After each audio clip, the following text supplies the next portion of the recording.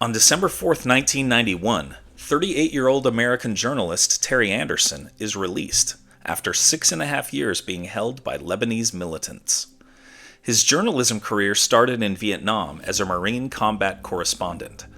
After the war, he joined the Associated Press and eventually ended up assigned to Lebanon as the main Middle East correspondent. Lebanon was a country that was ravaged by war in the 1980s. Many journalists went home for safety reasons, but Anderson stuck it out. In 1985, he was abducted on a street in Beirut after playing tennis at a club. His abductors were members of Hezbollah, a Lebanese militant group backed by the Ayatollah Khomeini in Iran. Anderson's sister, Peggy Say, led the effort to get him released.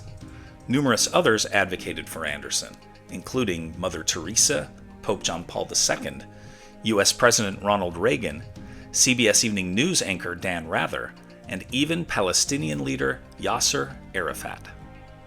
After more than 6 years of captivity, Anderson is finally released. There is a joyous homecoming.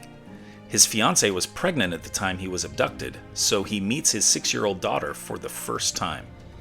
He sues Iran in U.S. federal court and wins a $341 million lawsuit. Of course, he only sees a portion of the money, which is paid out through Iranian assets frozen by the U.S. government. Terry Anderson dies in 2024 at age 76. Here are other events that happened today in history. In 1534, Ottoman Sultan Suleiman the Magnificent captures the city of Baghdad.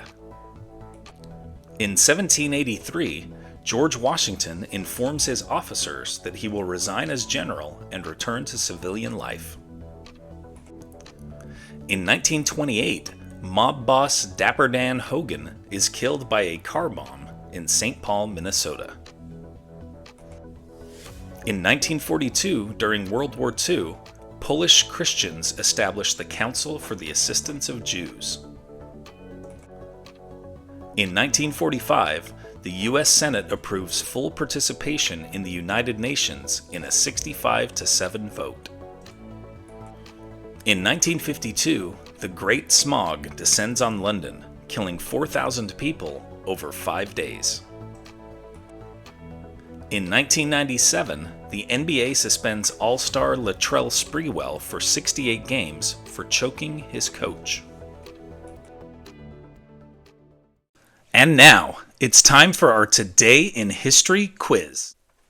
Which of these 4 universities was not one of the original 4 connected to the ARPANET, a forerunner to the Internet? The University of Utah, UC Santa Barbara, UCLA, or the University of Arizona? Think you know the answer?